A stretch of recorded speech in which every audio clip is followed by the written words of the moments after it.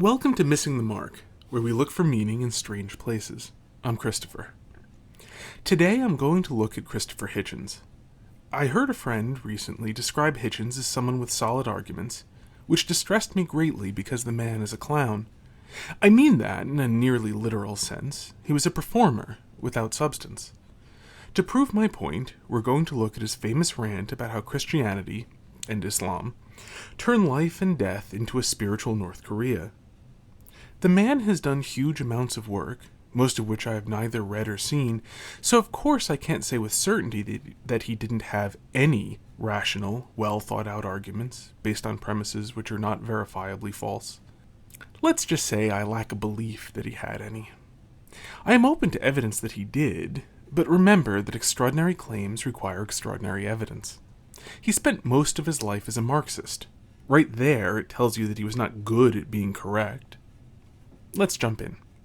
Some people I know who are atheists will say they wish they could believe it. Some people I know who are former believers say they wish they could have their old faith back. They miss it. I don't understand this at all. I think it's an excellent thing that there's no reason to believe in the absurd propositions I just, admittedly rather briefly, rehearsed to you. The main reason for this, I think, is that it is a totalitarian belief. So is gravity. So is the logical law of identity. So is all of mathematics. There is no rock you can hide under, there's no secret room in an upper loft you can be huddled in, where you can add 2 and 2 and get 3. Yes, universal beliefs are totalitarian. You can't escape them.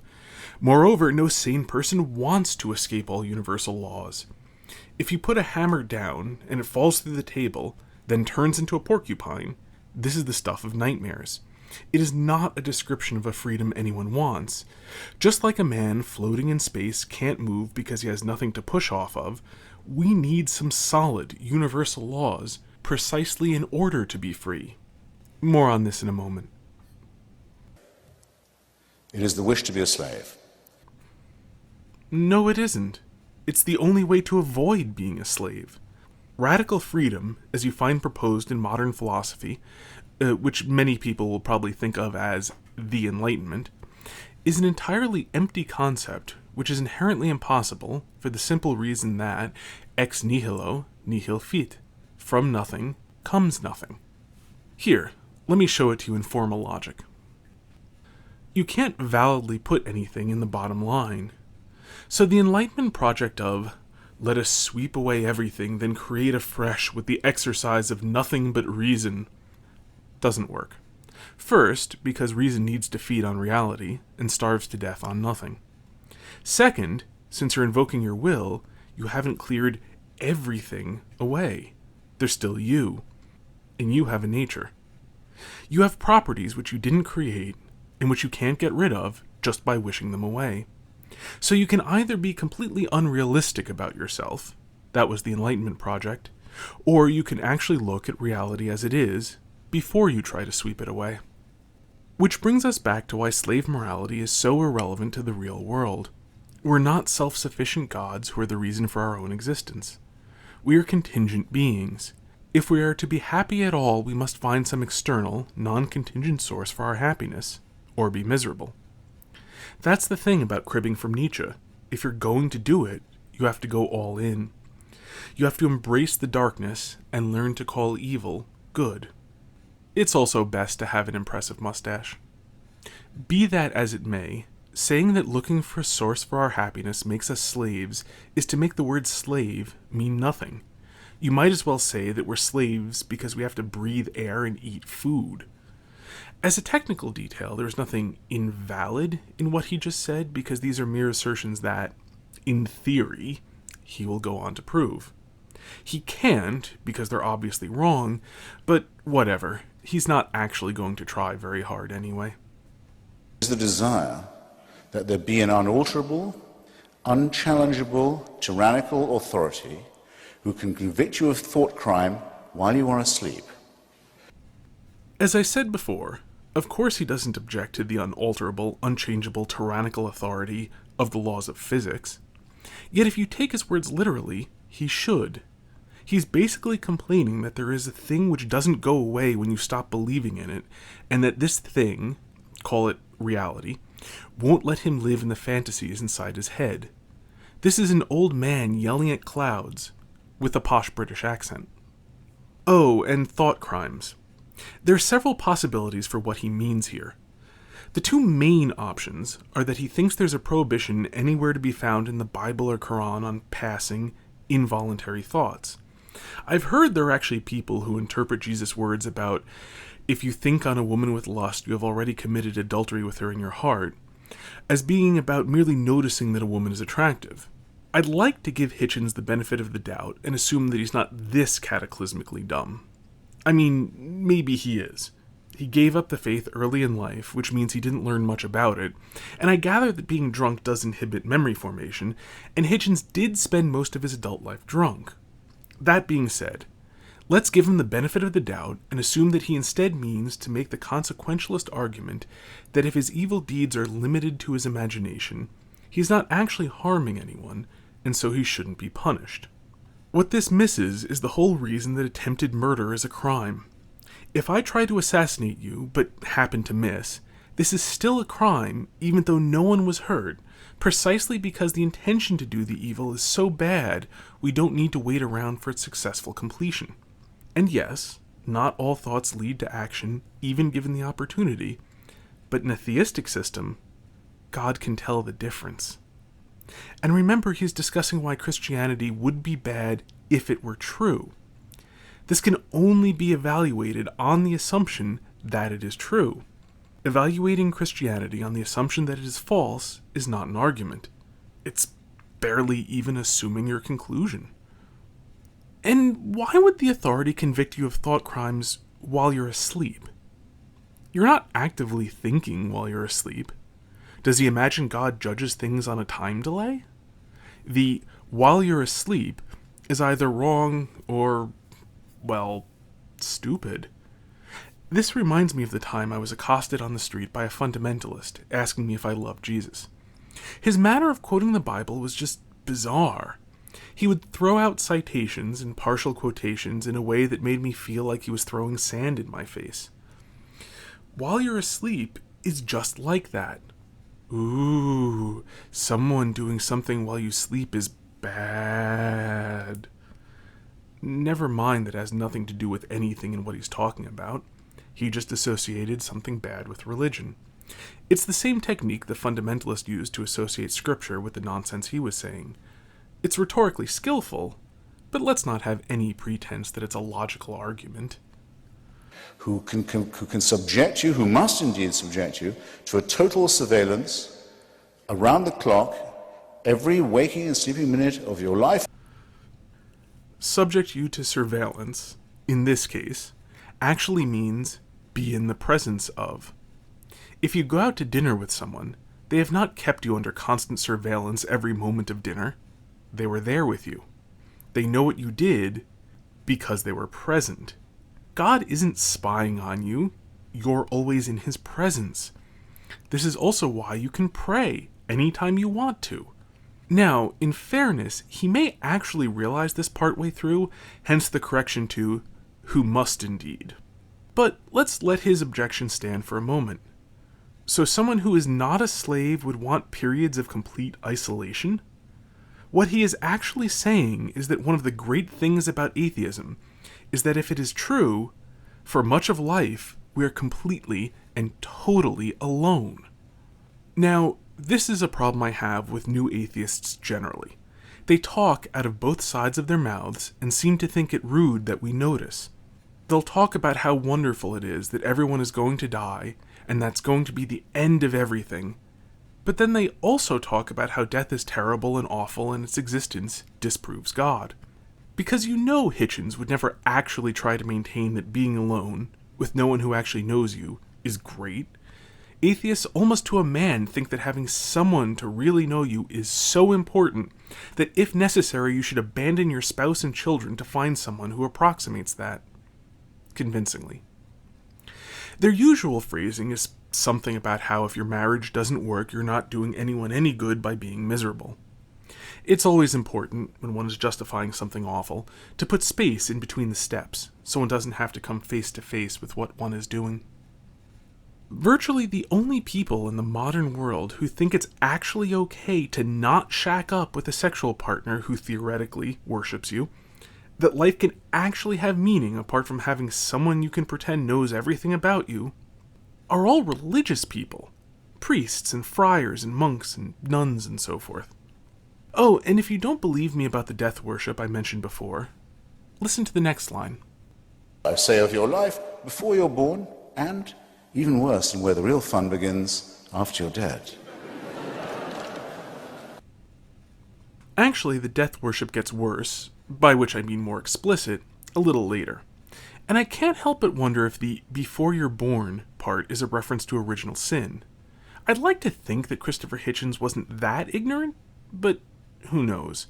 Complaining about original sin was surprisingly popular in anti-Catholic bashing in England in the early 1900s. Perhaps it stuck around long enough for Hitchens to catch it. And yet, as G.K. Chesterton noted, this is the one part of the Catholic faith which is empirically verifiable. No one is perfect.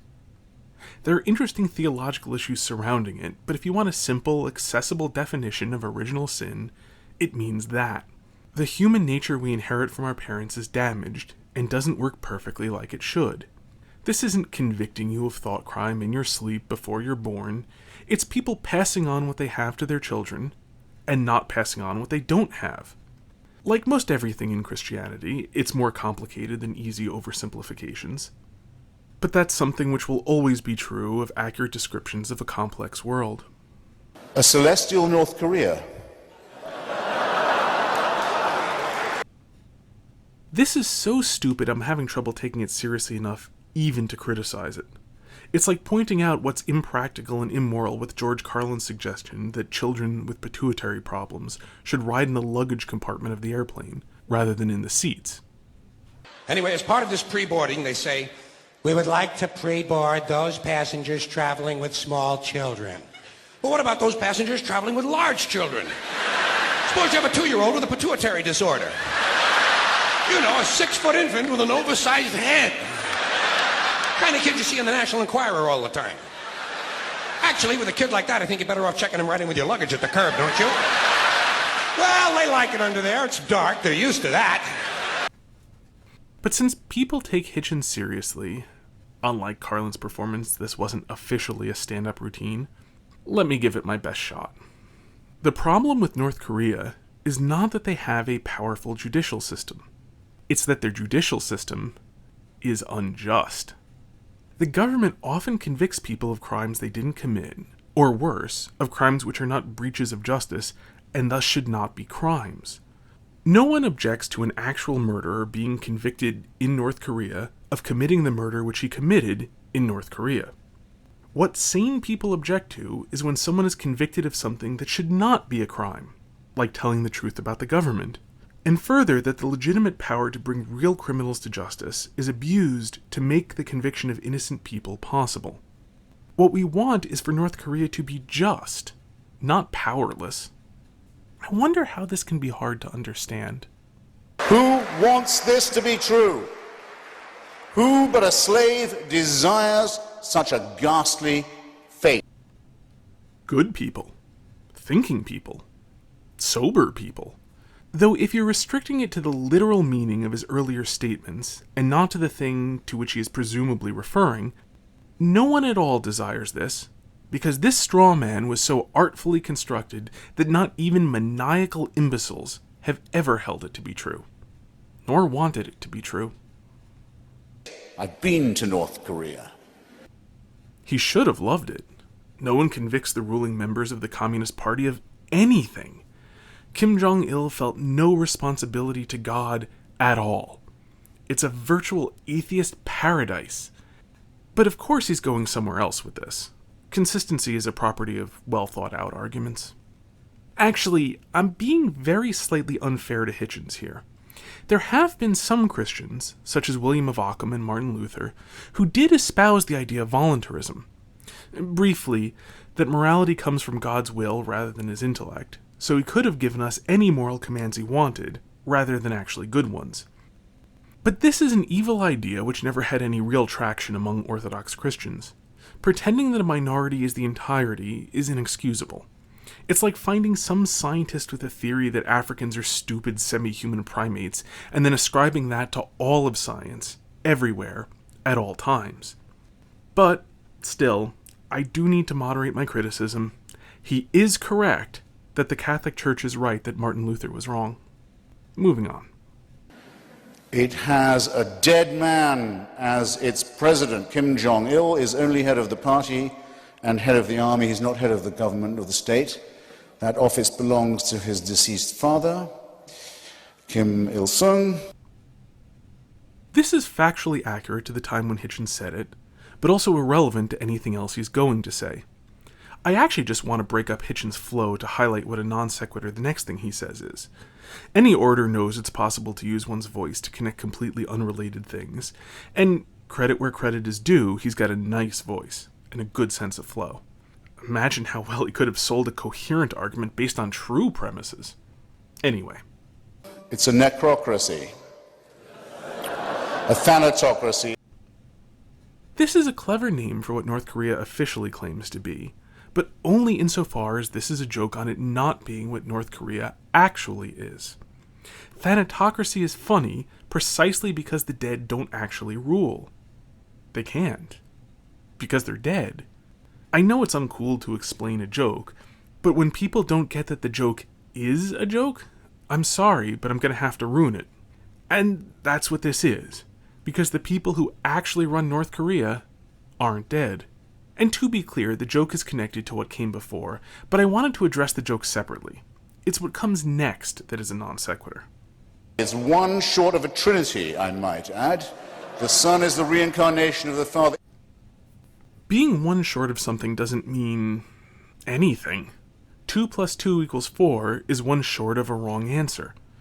Being one short doesn't even count in horseshoes or hand grenades. I was one short of having a grenade to throw at the enemy, wrote the prisoner of war. So, North Korea does not have a trinity. Also, this has nothing to do with the Christian idea of the Trinity, which is 3 persons in one substance, neither confounding the persons nor dividing the substance. Kim Il-sung was quite capable of existing independently of his son, Kim Jong-il.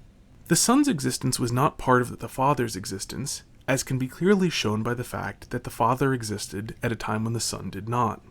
North Korea is more like a 3-part government like the American government, with executive, judicial, and legislative branches.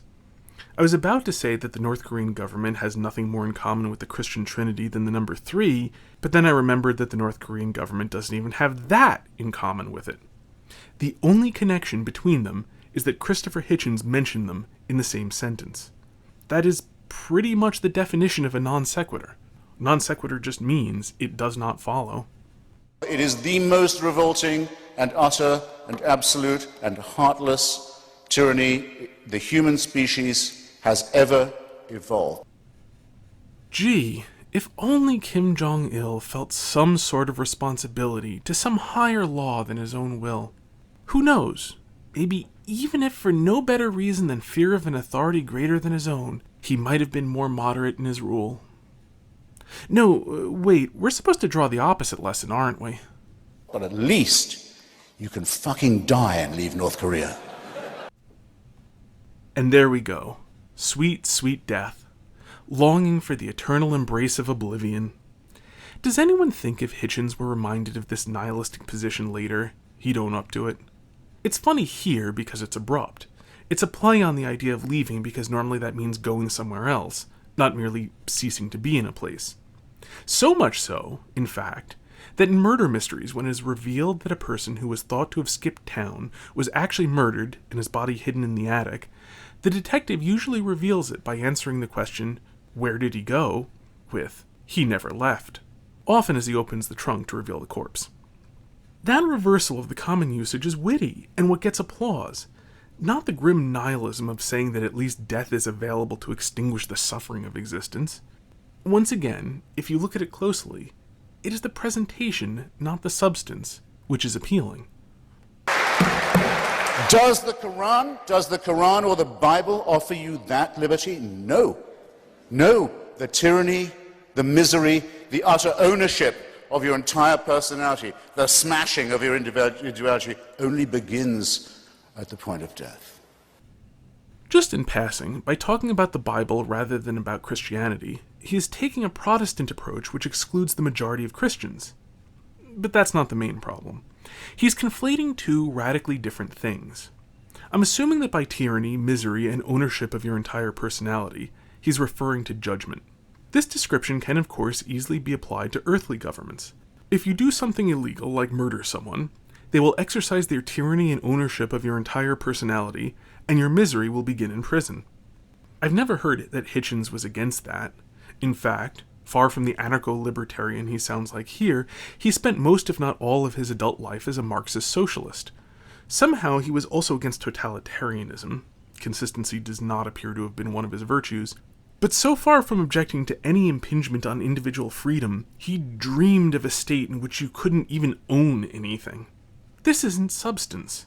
The moment you actually consider what is being said, the substance is something Hitchens himself would probably call evil. The other thing he was conflating was the smashing of your individuality.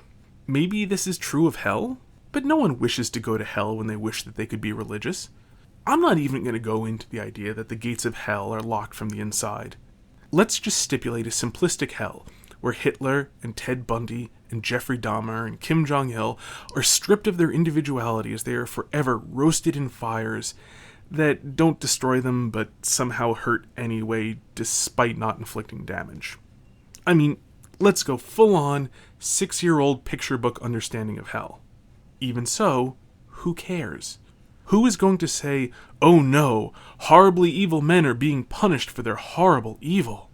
But if Hitchens isn't complaining about hell, and it would be absurd for him to because of the reasons I just mentioned, he must be claiming that heaven strips your individuality. But how on earth could he come up with this? Again, let's ignore a Catholic understanding of heaven where each person becomes most fully themselves because they've been cleansed of the homogenizing effects of sin. Let's once again go full-on 6-year-old picture book, which is probably the best case for Hitchens. Where in infinite happiness, partying, and feasting can you possibly find the idea that your individuality will be smashed? Is he complaining that you won't be able to rape, murder, and steal in heaven so you'll be boringly homogenous? Surely not. But if it isn't something really dumb like that, and even if it is, once again we come up with no substance. This is evil. This is a wicked preachment. Hitchens' strong moral sentiments were well known. How he could possibly justify any of them, or reconcile them with the other things he said, is much less well known. I don't even know that he ever attempted to do either. In closing, I want to emphasize that I do not bear the man himself any ill will. The man had a great gift with words and a wonderful, melodic baritone voice that was close to the perfect instrument to deliver his words. And of course he was a human being with all the complexities that entails. In fact, there's a wonderful video I will link in the description, which may be Hitchens at his most human. I'll just play a short teaser from it here. Quite certainly we're all asked, well, which is the best argument you've yet come up against from the other side? And I think every one of us picks the... I have no objection to anyone enjoying Hitchens speaking for entertainment value. I have no objection to just enjoying listening to the man for the pleasure of hearing him speak. He was entertaining. He spoke with passion. He had all the virtues of a stand-up comedian. He was charismatic and seemed like a likable fellow. It's quite reasonable to like him for those reasons. But if you're trying to listen to Hitchens as a deep thinker, then no, that will not stand. Until next time, may you hit everything that you aim at.